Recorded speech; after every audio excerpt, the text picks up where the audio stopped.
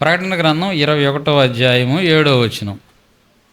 ప్రకటన గ్రంథము 21:7.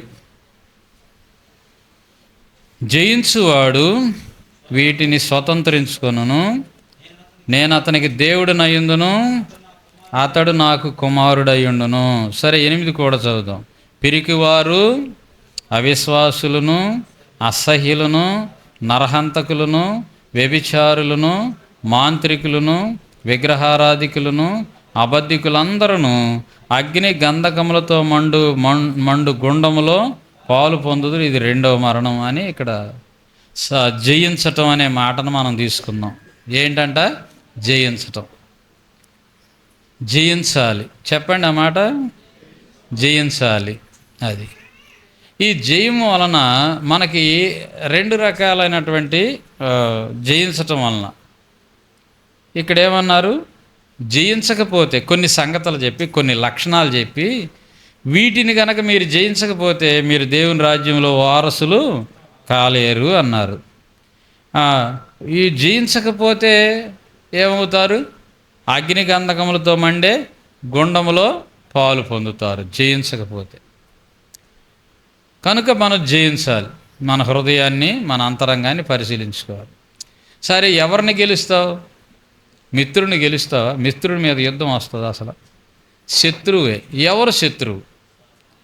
మనము ఎఫెసీ పత్రికలోకి వెళితే అక్కడేమంటాడు? మనం పోరాడునది శరీరాలతో కాదు. అక్కడ 6:12 చూడు. మనం పోరాడునది శరీరాలతో కాదు, కానీ మనం పోరాడునది శరీరాలతో కాదు, కానీ ప్రధానులతోనూ అధికారులతోనూ ప్రస్తుత అంధకార సంబంధులైన లోకనాథులతోనూ ఆకాశ మండలమందున్న దురాత్మల సమూహంతో మనం పోరాడుతున్నాం. మనం పోరాడేది శరీరులతో కాదు. అసలు మనం పోరాటం అనేది చేస్తున్నామా? పోరాటం చేసే పరిస్థితిలో ఉన్నామా? బానిసలుగా ఉన్నామా? అసలు పోరాడాలి అనే కాన్సెప్టే కొంతమందికి తెలియదు. మేము పోరాడాలి, గెలవాలి, ఈ పరిస్థితిని బయటికి వెళ్ళాలి అనే ఇది ఉండదు కొంతమందికి. ఎందుకు? బానిసత్వానికి అలవాటు అయిపోతారు. ఎవరో ఒకళ్ళ చేతిలో బానిసలుగా ఇరుక్కుపోతారు. ఇంకేమీ పోరాటం లేకుండా లొంగిపోతారు. చూడండి, దేవునికి దాసురాండ్రులు అవ్వటం ఆశీర్వాదమే, కానీ ఈ లోకంలో దేనికి నువ్వు బానిసవైపోయినా అదేం చేస్తుందంటే మన ఆత్మని నరకం దాకా ఈడ్చుకెళ్తుంది. దేనికి బానిసైనా ఇంకేం చేస్తుందంటే బయటికి రాలేని విధంగా నిన్ను బంధించేస్తుంది. అర్థమైందా?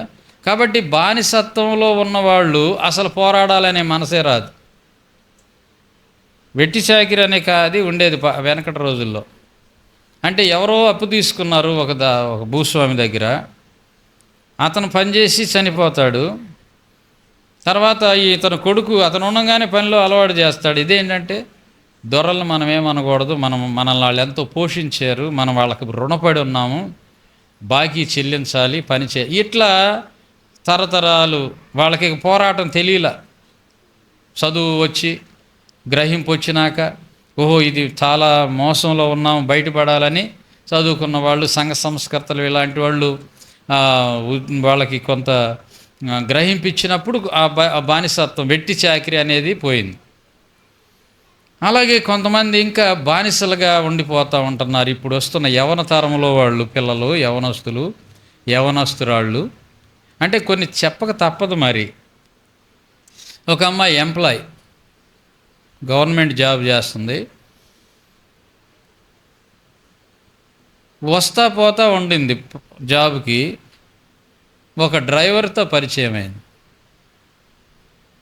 ఆమె ఏ స్థితికి, ఇప్పుడు వాడు తాగుబోతాడని తెలుసు, తిరిగిపోతాడని తెలుసు, కానీ ఇప్పుడు ఏం చేస్తుంది? నేను వాడిని పెళ్లి చేసుకుంటాను అని చెప్పింది. ఒక స్థాయికి వచ్చి నాకు నిన్ను ఎవరు ఆటంకపరుస్తారు? ఇప్పుడు ఆ బానిసత్వం ఎక్కడ దాకా లాక్కెళ్ళింది? మ్యారేజ్ అయిపోయింది, బిడ్డలు. ఇప్పుడు ఏడుస్తుంది. జీతం తెచ్చి వాడికి ఇవ్వాలి, లేకపోతే అంటున్నాడు. ఆ రోజునే నీ పోటోళ్ళు నా పోటోళ్ళు చెబితే ఆ పరిస్థితి బయటికి రావడానికి ఆమె ఇష్టపడలేదు. బానిసత్వం ఒకలాంటి ఆత్మ లోకంలో పనిచేస్తుంది. అది దేనికి సంబంధించిన ఆత్మ అంటే కామ, క్రోధ, లోభ, మోహ, మద, మత్సరాలకు సంబంధించిన ఆత్మలై వయసుతో నిమిత్తంగా లేకుండా అవేం చేస్తాయి అంటే ఆకర్షిస్తూ ఉంటాయి. అయస్కాంతం యొక్క గుణం ఏంటంటే ఎక్కడ ఇనుమున్నా లాగటమే దాని పని. ఈ స్వభావం వీటి యొక్క లక్షణం ఏంటంటే ఎవరినైనా ఎందుకు లాగుతుందండి? ఇప్పుడు అక్కడ ఇనుము లేకపోతే అయస్కాంతం వల్ల ఏమీ కాదు. ఈ కామ, క్రోధ, లోభ, మోహ, మద, మత్సరాలు అనేవి మనిషిలో లేకపోతే ఆ లాగే ఆత్మ ఈ మనిషినేమీ చేయలేదు. అందుకే మనకి మార్క్స్ వార్త 7:21 మనకు తెలుసు, చాలాసార్లు చెప్పుకున్నాం. హృదయములో నుండి అని మొదలు పెడతారు అక్కడ, దురాలోచనలు అని ఇలాగ. ఇవన్నీ ఎక్కడున్నాయంట? హృదయం లోపల నుండే బయటకు వచ్చి మనిషిని ఏం చేస్తున్నాయి? అపవిత్రపరుస్తున్నాయి. ఇవి లోపల ఉండగా ఆ ఆత్మ ఈ మనిషిని ఈజీగా లాగటానికి ట్రై చేస్తుంది. లాగి ఏం చేస్తుంది? బానిసగా చేస్తుంది. ఇప్పుడు చేపలు పట్టే గేలం చేపలు ఎవరైనా పడితే ఆ గేలం ముళ్ళకి ఏం గుచ్చాలి? ఎర్ర లాంటిది, లేకపోతే ఏదైనా చిన్న చేప. పెద్ద చేపను పట్టాలంటే చిన్న చేప గుచ్చాలి.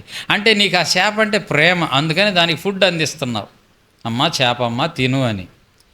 సాతాను కూడా ఏం చేస్తుందంటే మనుషుల్ని ఎర చూపించి లాగేస్తుంది, లాగేసి బానిసగా చేసుకుంటారు. ఈ బానిసత్వపు సంఖ్యలో ఇరుక్కుపోయిన వాళ్ళకి జయించాలన్న మనసు రావట్లేదు. నేను విడాకులు తీసుకుంటానండి, నాకు ఆమె వద్దండి, నాకు అతను వద్దండి. ఫ్యామిలీ కోర్టులో 250 కేసులు పెండింగ్ ఈ నిన్నటికి. ఒక మాట చెప్పనా సిగ్గుచేటు, వాళ్ళందరిలో ఎక్కువ మంది క్రిస్టియన్స్. ఏమైంది నీకు? హృదయంలో దేవునికి చోటు లేదు, దేవుని ఆత్మకు చోటు లేదు, దేవుని గుణ లక్షణాలకు చోటు లేదు. ఈ సోషల్ మీడియా ఒకటి మంచిగా చేతిలోకి వచ్చింది. పని పాట లేని వాళ్ళందరూ ఎక్కువగా దేంతో గడుపుతున్నారో తెలుసా? అది బాగా బానిసత్వం చేసేసింది. అక్కడ చూసే షోలు, అక్కడ చూసేటువంటి మోడల్స్, మేము కూడా అలాగే ఉండాలి, మేము కూడా అలాగే ఉండాలి, మేము కూడా అలాంటిదే కొనాలి, అలాంటిదే. ఇవన్నీ ఏం చేస్తున్నాయి? లాగేసి తీసుకెళ్ళి పడేస్తాం. ఇక వాళ్ళకి పోరాడాలి అనే మనసు రాక అలాగే ఏమైనా సరేలే, ఏమైతే అయింది, ఇంక ఈ బతుకింతేలే. బయటికి రావాలన్న పరిస్థితి కూడా వాళ్ళకి లేదు. జయించాలి, బానిసత్వంలో ఇరుక్కుపోయిన వాళ్ళకి జయించాలి, పోరాడాలనే మనసు కూడా. దావీదు భక్తుడు ఒక మాట అంటాడు, విలువైన మాట, నా చేతులకు యుద్ధము, నా వేళ్ళకి పోరాటం. ఏమిటి ఆ పోరాటం? యుద్ధం ఏంటది? కర్రలతో కత్తులతో చేసే యుద్ధం కాదు ఇది. ఒకవేళ అలాగ చేసి గెలవాలంటే నువ్వు ఎన్నని గెలుస్తావు? ఈ పోరాడేది శరీరులతో కాదు, కాదు. మనం చూసాం 6:12 ఆ ఆత్మలు పనిచేస్తూ ఉంటాయి మనుషుల్లో. ఆ ఆత్మలు పనిచేస్తున్నప్పుడే ఆ మనుషులు దేవుని బిడ్డలకు వ్యతిరేకంగా వ్యవహరిస్తారు, సాతాను సామ్రాజ్యాన్ని విస్తరింపజేస్తారు. కాబట్టి దేవుని యందు భయభక్తులు కలిగి మనము దేవునితో నమ్మకంగా జీవించకపోతే మనకు అసలు ఆ గ్రహింపు రాదు. బానిసత్తులు ఇరుక్కుపోతావు. ఇరుక్కుపోయినాక ఒకటి పోరాడాలనే మనసు రాదు. ఎవరైనా నీ కొరకు విజ్ఞాపన అగ్నిలో నుండి కొందరిని లాగినట్టు అనే మాట చూస్తామే, అలా మనసుతో ప్రార్థన చేస్తుంటే దేవుడు నీకు కొన్ని అవకాశాలు ఇస్తాడు. అప్పుడు నీవు గ్రహించుకొని బయటపడటానికి నువ్వు మొరపెట్టాలి, జయించాలి. బయటపడాలంటే మొదటి యుద్ధం ఏంటి? మొరపెట్టడం. పోరాటంలో మొదటి యుద్ధం ఏంటి? మొరపెట్టడం. మొరపెట్టడంతో ప్రారంభం అవ్వాలి పోరాటం. అయ్యా ఇప్పుడు గొర్రెపిల్ల బురదలో పడింది, ఇప్పుడు అది ఎట్లా పోరాడాలి? ఇప్పుడు ఆ బురదలోంచి బయటికి ఎట్లా రావాలి? అరవటం తప్ప దానికి వేరే ఛాన్సు లేదు. ఆర్థిక సమస్యలు, రోగాలు, పాపం ఒకటే కాదు, ఇవన్నీ కూడా మనుషుల్ని ఏం చేస్తున్నాయి? బానిసలుగా చేస్తున్నాయి. ఇంకొకటి ఏంటంటే ఆర్థిక సమస్యల్లో కొన్ని బాకీలు ఉన్నాయి. ఇవన్నీ కట్టడానికి బదులు ఇంకొక పెద్ద బాకీ చేసి ఈ పెద్ద బాకీని తీసి చిన్నవి తీర్చుకుని, అంటే రాను ఏమైపోతుంది? ఇలాగైపోతుంది. ఆర్థిక సమస్య, అనారోగ్య పరిస్థితులు. ఈ అనారోగ్యంలో ఉన్నప్పుడు ఎంతటికీ తీరని క్రానికల్ అంటే మొండి వ్యాధులు మనుషుల్ని పీడిస్తున్నప్పుడు మానసికంగా ఏమైపోతున్నారు? కుంగిపోతుంది. మనోవ్యాకులము అని అంటాం. బానిసత్వంలో ఇరుక్కుపోయిన వాళ్ళు కొంతమందికి అసలు బయటపడే ఛాన్స్ లేదు. మనకు అర్థమవుతుంది, అరే ఎంత భయంకరం, వీళ్ళకి ఏం అర్థం కావట్లేదు. కొంతమంది చక్కని పిల్లలు ఉంటారు, వాళ్ళు బరిగొడ్డుని బాధినట్టు బాదుతూ ఉంటారు. ఏమిటిది అర్థం కాదు.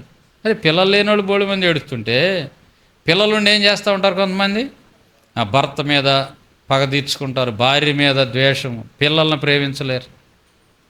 ఇవన్నీ దుష్టుడి యొక్క ప్లాన్స్. కొంతమంది గ్రహింపు ఉండదు. స్వభావం నాది ఇది, దీని నుంచి నేను బయటపడాలి అనే గ్రహింపు రాదు. ఇలాగా బానిసత్వంలో ఇరుక్కుపోయిన పరిస్థితి. ఎవరైనా నీ కొరకు మొరపెడుతున్నప్పుడు నీకు దేవుడు కొన్ని అవకాశాలు ఇస్తాడు. దాన్ని పట్టుకుని మొదట యుద్ధం ఏంటి? మొరపెట్టాలి. జయించడానికి మొదటి స్టెప్ ఏంటి? మొరపెట్టాలి. రెండోది ఏంటంటే దేవుడు చెప్పిన మాట చెప్పినట్టు విని దాని ప్రకారం నడవాలి. దేవుని మాట విని దాని ప్రకారం ముందుకు వెళ్తుంటే ఖచ్చితంగా నువ్వు జయిస్తావు. మనము ఇక్కడ చూస్తే నిర్గమాకాండంలోకి వస్తే 5వ అధ్యాయంలో, నిర్గమాకాండంలో మనం చూస్తే ఇశ్రాయేలీలు మోషే చెప్పిన మాటలు వినలేదు. ఎందుకంటే వాళ్ళకి బాగా ఇబ్బంది ఎక్కువైపోయింది. వాళ్ళు బానిసత్వంలో ఉన్నారు.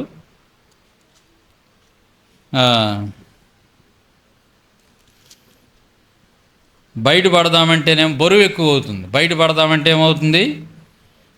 సమస్య ఎక్కువైపోతుంది. 6వ అధ్యాయము 9వ వచనం, నిర్గమాకాండం 6:9.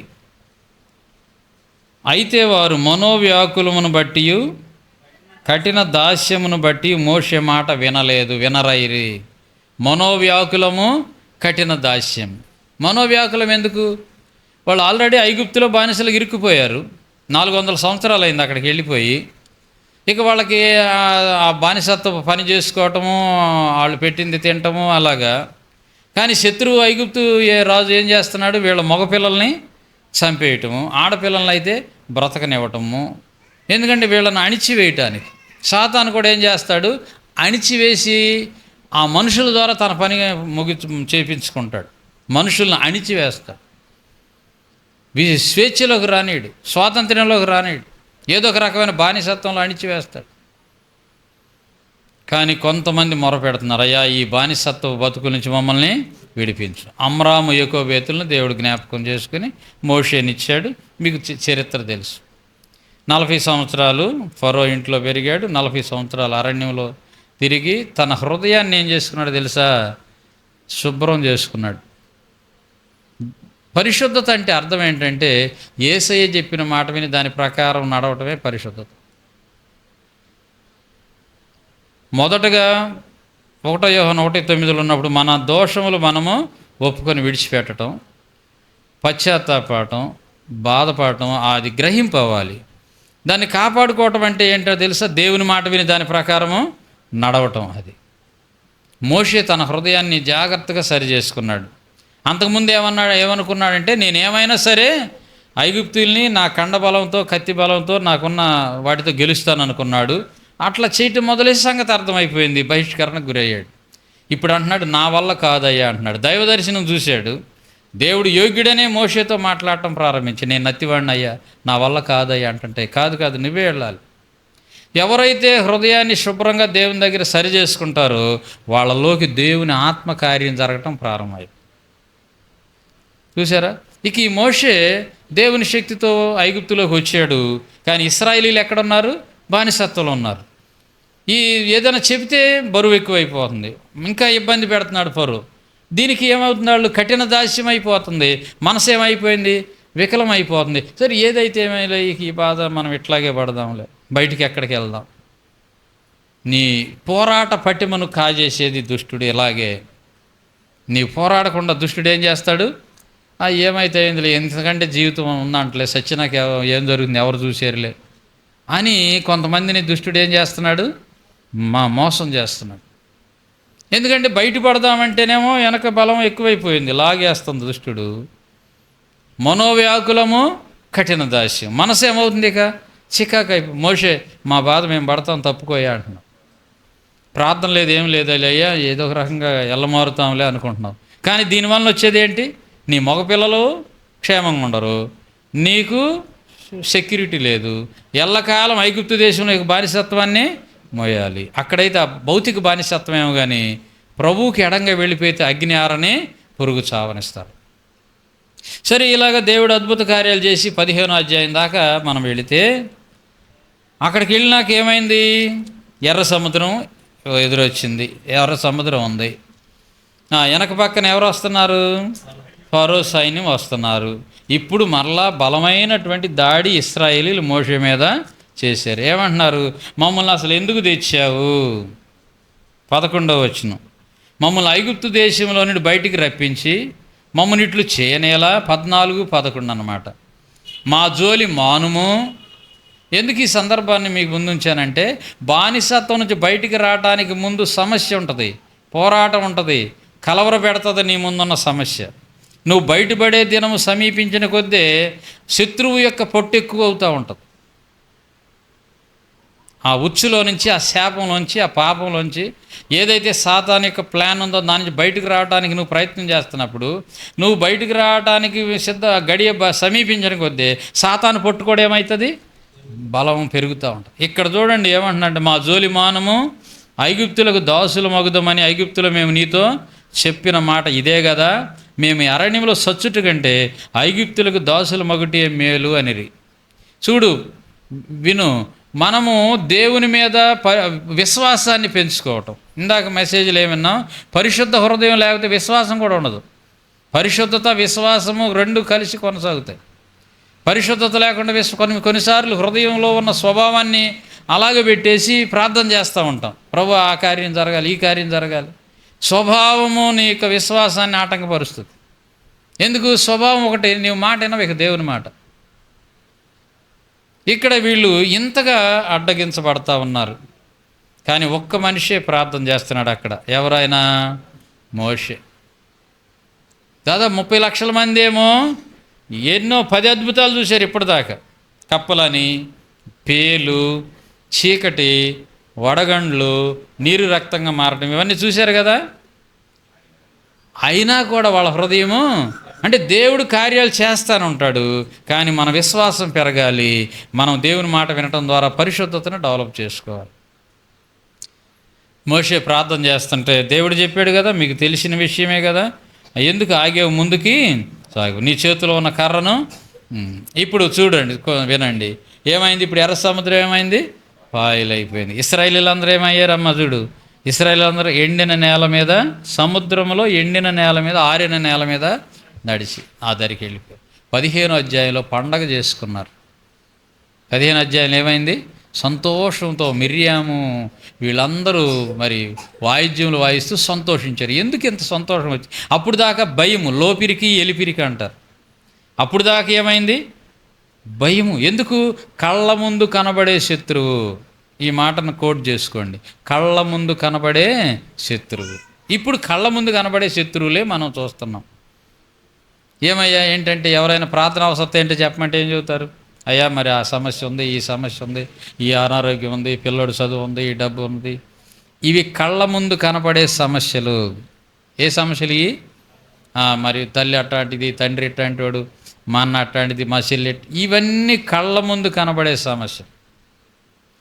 నీవు కళ్ళ ముందు కనబడే సమస్యను జయించగలవు, జయిస్తావు. అంతటితో పోరాటం ముగిసిపోలా, అంతటితో పోరాటము ముగిలా. ఇప్పుడు హ్యాపీగా ఫీల్ అవుతున్నారు, చాలా సంతోషంగా పాటలు పాడుకున్నారు. తర్వాత 15వ అధ్యాయంలోకి వస్తే 3 రోజులు ప్రయాణం జరిగింది. నేను ముగిస్తాను. ఎన్ని రోజులు ప్రయాణం జరిగింది? 3 రోజులు ప్రయాణం జరిగింది. 15వ అధ్యాయంలో 22వ వచనం, మోషే ఎర్ర సముద్రం నుండి జనులను సాగజేయగా షూరు అరణ్యంలోకి వెళ్ళి దానిలో 3 దినములు నడిచిరి. అచ్చట వాళ్ళకేం దొరకలేదు. ఆ, ఇప్పుడు దాకా వాళ్ళు పడ్డ ఐగుప్తులను చూశారు. అమ్మో వాళ్ళ బయట పడలేము, ఇక వాళ్ళకే బానిసలు అయిపోతాం, అక్కడికే వెళ్ళిపోతాం అనుకున్నారు కదా. ఇప్పుడు బయటకు కనపడే శత్రువు ఏమైపోయాడు? ఇక ఎన్నడేళ్ళకి కనపడ్డు. ఐగుప్తీయులు ఎన్నడేళ్ళకి, ఇది బయటకు కనపడుతున్న పరిస్థితి. నీ బ్రతుకు కాలం అంతా బయటకు కనపడే పరిస్థితి మీదే జయించే మెట్లో ఉంటే, ఇంకొక శత్రువు ఉన్నాడు. ఎక్కడున్నాడు? లోపల ఉన్నాడు. వీడిని గెలవకపోతే ఈరోజు ఐగుప్తులు, రేపు విషయం ఇంకొకళ్ళు, మరొక సమస్య. అమ్మయ్య సమస్య పోయింది అనుకుని కుదరదు. సమస్యలు పోవటం ఓకే, కానీ పోవాలి. కానీ అసలు సమస్య ఎక్కడుంది? నీ హృదయాన్ని పరిశీలన చేసుకోకపోతే, నీ స్వభావాన్ని మార్చుకోకపోతే, దినదినము నీతో పోరాడిద్ది అది. దినదినము మనతో పోరాడుతుంది. ఇప్పుడేంటి? మంచినీళ్ళు లేవు. మంచినీళ్ళు లేకపోతే అది ఎర్ర సముద్రాన్ని పాయలు చేసేవి నాయన. 30 లక్షల గొంతులు ప్రభువా అని కేకేస్తే ఏమైద్ది? మంచినీళ్ళు రావా? సనగటం మొదలేశారు. ఇది అసలు శత్రువు. భక్తులమైన మన జీవితాల్లోనే జరిగేది. బయట సమస్యలను గెలుస్తానికి పరిశుద్ధులు, నీతిమంతులు, విజ్ఞాపన పరులు, ప్రార్థనా పరులు, వాళ్ళని వీళ్ళని ఆశ్రయిస్తాం, గెలుస్తాం. మోషేలాగా ఎవరో నీ కొరకు నా కొరకు ప్రార్థన గెలుస్తాం. మరి అసలు సమస్య ఎక్కడుంది? దానిని పసిగట్టపోతే అది 24 గంటలు నీతో పోరాడింది. సణుగుడు మొదలైంది ఇక్కడ. ఏం మొదలైంది? సణుగుడు. శోధించారు, సణిగారు. ఇంకొక మాటలో ముగించడానికి ముందు 1 కొరింథీ 10లోకి వెళితే అక్కడ అసలు విషయం ఉంది కదా. వారందరూ కూడా అలాగ ఒకే మేఘం కింద నడిచారు, ఆ ఎర్ర సముద్రంలో గుండా వెళ్ళారు. కానీ వాళ్ళలో అనేకులు దేవునికి ఇష్టలుగా లేరు. చూడండి 1 కొరింథీ 10.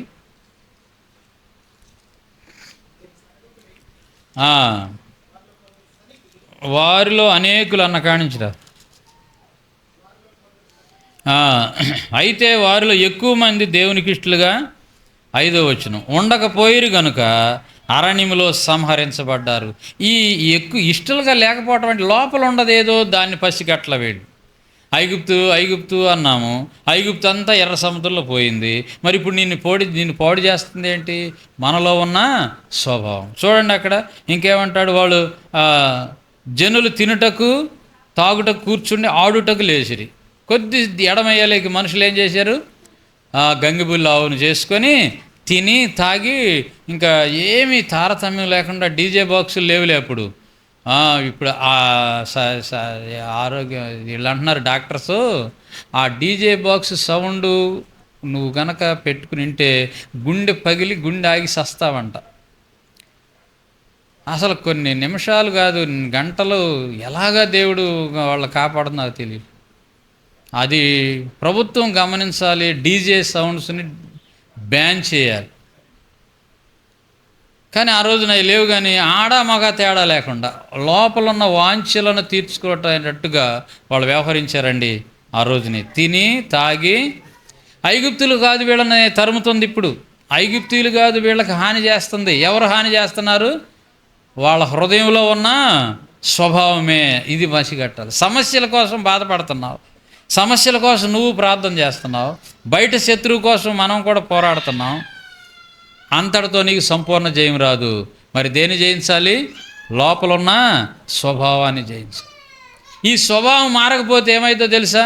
నిన్ను ఒకరోజు కాదు ఒకరోజైనా దెబ్బతీస్తుంది. చూడండి ఇంకా చూస్తే, కొందరి వలె విగ్రహారాధికులై ఉండకుడి, కొందరి వలె వ్యభిచరించకుడి, కొందరి వలె శోధించకుడి, కొందరి వలె మీరు సనగకుడి. ఇవన్నీ కూడా ఎక్కడుండి? ఇవన్నీ లోపల ఉండి. ఇవన్నీ ఎక్కడుండి?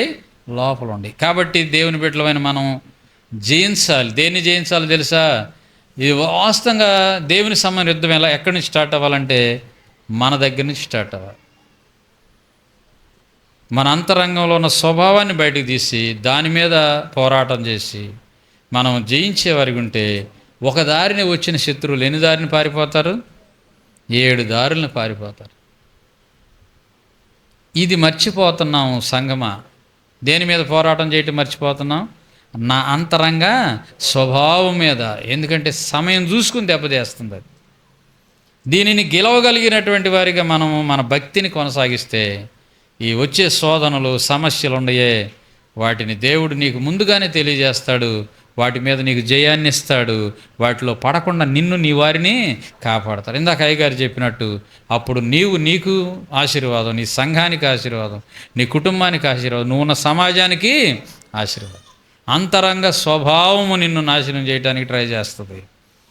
దానికి బానిసగా బతకూడదు. దానికి మనం ఎడిక్ట్ అవ్వకూడదు. దేవుని వాక్యానికి విరోధంగా ఏదైతే ఉందో దాన్ని ఏం చేయాలి? భయము. ఇక్కడ ఏమన్నారు? కొన్ని ప్రకటన 21:7లో పిరికివారు, అవిశ్వాసులు, అసహ్యులు, నరహంతకులు, విగ్రహారాధికులు, మాంత్రికులు అని అన్నారు. ఈ స్వభావం నుంచి బయటపడాలి. ఎప్పుడైతే మనం అలాంటి యుద్ధమును మనం నేర్చుకుంటామో నీవు అనేకులకు ఆశీర్వాదకరంగా మారిపోతావు. అంతరంగ స్వభావం మీద మనం ఏం చేయాలి? యుద్ధం చేయాలి. ప్రభు దగ్గర కూర్చోవాలి. అయ్యా, ఏంటి పరిస్థితి? నా స్థితి ఎలాగుంది? నా యొక్క అంతరంగం ఎలాగుంది? నాకు బయలుపరచు. ఎప్పుడైతే ఇట్లా చేస్తావో ఖచ్చితంగా నీ మనసు, నీ ఆత్మ, శరీరము దేవుని శోధనలు ఉంటాయి. దేవుడు తన ఆత్మలో ఆత్మతో మనల్ని నింపుతారు. మనం నడుస్తున్న బైబిల్ వలె ఉంటాము. లైట్ హౌస్ వలె ఉంటాం. ఉప్పు సారం కలిగిన వ్యక్తులుగా ఉంటాం. కొండ మీద కట్టబడిన పట్టణం వలె ఉంటాం. ఇది కొద్దిగా తలకాయ నొప్పి, ఇబ్బందే. డబ్బులు ఇవ్వమంటే ఎంతైనా ఇస్తాం, వచ్చి పని చేయమంటే ఎంతైనా చేస్తాం, కానీ హృదయాన్ని శుభ్రం చేసుకోమంటే కొద్ది పని ఉందిలే పాస్టర్ గారు అంటాం. అసలు సమస్య అక్కడే ఉంది. అసలుది అదే. కాబట్టి నేను కానీ మీరు కానీ ఎప్పటిదాకా టిల్ ద లాస్ట్ సెకండ్, చివరి క్షణం వరకు, ఈ భూమి మీద శరీరంలో ఉన్న చివరి క్షణం ఉందే అప్పటి వరకు శరీరం సహకరించదు, బైబిల్ చదవడానికి అంగీకరించదు, ప్రార్థన చేయడానికి ఇష్టపడవు. కానీ భూలోకంలో ఎంత కష్టమైన పని అయినా ఒక్క ఆడ మనిషి నువ్వైనా సెలవుని చేస్తావు. కానీ ప్రభు దగ్గర మోకరించి, ప్రభువా నాలో ఉన్న స్వభావాన్ని తీసివేయి, నన్ను పరిశుద్ధపరచు, అన్నిటినీ నీ స్వాధీనం ఉంచుతాడు దేవుడు. నీ శరీరాన్ని హీల్ చేయగలడు, కమాండ్ చేయగలడు. ఎండిన ఎముకల్లో జీవం రామని ఎహెజ్కేలు గ్రంథంలో ఉంది కదా. పేతురు, యోహోను, యాకోబులు ఏ స్థాయికి వచ్చారు? పేతురు ఏ స్థాయికి వచ్చాడు? నీడబడితేనే స్వస్థత వచ్చే స్థాయికి వచ్చాడు. అంటే వాళ్ళు కూడా అమ్మ నాన్నకు పుట్టిన వాళ్ళేగా. ఆ మానవ జాతి అమ్మ నాన్నకు పుట్టిన వాళ్ళందరిలో ఈ జన్మ కర్మ పాపంలో ప్రభు రక్తంతో కడుక్కుంటే వయసు ఎంత అన్న కానీ, చిన్నవాళ్ళు కానీ పెద్దవాళ్ళు కానీ ప్రయోజకుడిగా మార్చబడతాం. దేవుడు సంతోషిస్తాడు. నిన్ను తన చేతి పనిముట్టుగా గ్లౌజ్ దొడుక్కున్నాను. గ్లౌజ్ నాకు ఎదురు తిరిగిద్దా? చేతికి గ్లౌజ్ దొడుక్కున్నానమ్మా సిస్టర్ గారు, ఇప్పుడు నాకు ఎదురు తిరిగిద్ది అది. అట్లా దేవునితో మనం మమేకం అయ్యేటట్టుగా మనల్ని మనం పరిశీలించుకుంటే దేవుడు మనల్ని ఏం చేస్తాడు? తనకు నచ్చిన పనికి, తనకిష్టమైన పనికి మనల్ని బలపరిచి వాడుకుంటాడు. దేవుడి కొద్ది మాటలు మనందరికీ ఆశీర్వాదకరంగా, దీవెనకరంగా, వింటున్న వారికి దీవెనకరంగా చేయనుగాక. ఆమేన్. చిన్న ప్రార్థన. మీరు కూడా కొద్దిగా ప్రార్థన చేయండి. మొదట శత్రువు మన అంతరంగంలో ఉన్న